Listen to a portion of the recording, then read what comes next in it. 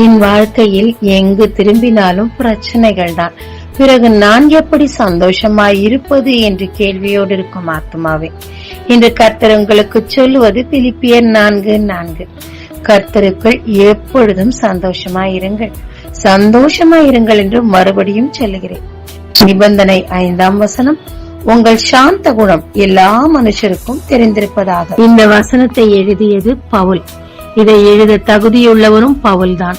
ஏனென்றால் சிறைச்சாலையில் பவுல் அடிக்கப்பட்டு நொறுக்கப்பட்டு காயங்களோடு கிடந்த போது வலியின் மிகுதியில் துடிக்கவில்லை.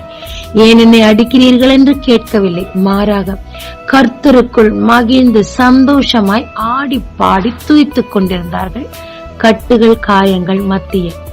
இதை கண்ட சுற்றி இருப்பவர்களும் ஆச்சரியப்பட்டார்கள். சிறை அதிகாரி அவரிடம் வந்து, எப்படி நீ தப்பிக்காமல் இருக்கிறீர், கதவு திறந்த பின்னும் போகவில்லையே என்று கேட்ட போதும் சாந்தமாய் தேவனுடைய காரியங்களை அவருக்கு எடுத்துச் சொன்னார்கள்.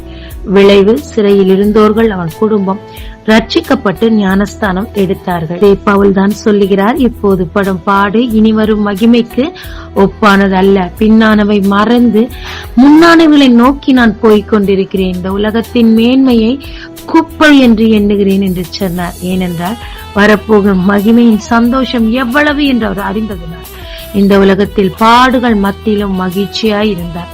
அதன் விளைவு அநேக ஆத்துமாக்களை அவர் ஆதாயப்படுத்திக் கொண்டார். பிரதான அப்போஸ்தலனாகவும் மாறினார். அநேக நேரத்துல நமக்கு ஏற்பட்டிருக்கிற அவமானம், நிந்தை, அவச்சொல், கஷ்டம், நஷ்டம், கடன், இதை நினைத்து நினைத்து அழுது புலம்பி மற்றவர்களிடமும் புலம்பிக் கொண்டிருப்போம். அதனால் பிரயோஜனம் தான் என்ன? அதை விட்டுட்டு இதுவரை கர்த்தர் நமக்கு செய்த நன்மைகளை நினைத்து துதித்து அவர் வாக்கு தத்தங்களை நம்பி துதிக்கும் போது தேவன் உங்களுடைய புலம்பலை ஆனந்த களிப்பாய் மாற்றுவார்கள். இந்த நேரத்துல சாந்தத்தை கடைபிடிக்கணுங்க. டென்ஷனாய் கத்தக்கூடாது. கர்த்தர் சொல்லுகிறார், நான் சாந்தமும் மனத்தாழ்மையுமாயிருக்கிறேன், கற்றுக்கொள்ளுங்கள் என்று சொல்லி சாந்தமான பதிலோடு தேவனுக்கு துதியோடு சந்தோஷத்தோடு காத்திருக்கும் போது அத்திமரம் துளி விடாமல் போனாலும் ஆட்டு மந்தை முதலற்று போனாலும் கர்த்தருக்குள் மகிழ்ச்சியா இருக்க முடியுங்க. தேவனும் மகிழ்ந்து உங்களுக்கு ஆசீர்வாதங்களை கொண்டு வருவாருங்க. ஜெபிக்கலாமாங்க. கர்த்தருக்குள் மகிழ்ச்சியா இருப்பது உங்கள் பலன் என்று சொன்னீரே.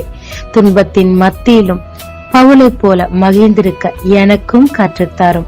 என்னுடைய நஷ்டத்தை உம் சமூகத்தில் லாபமாய் மாற்றிக்கொள்ள கிருபைத்தாரும்.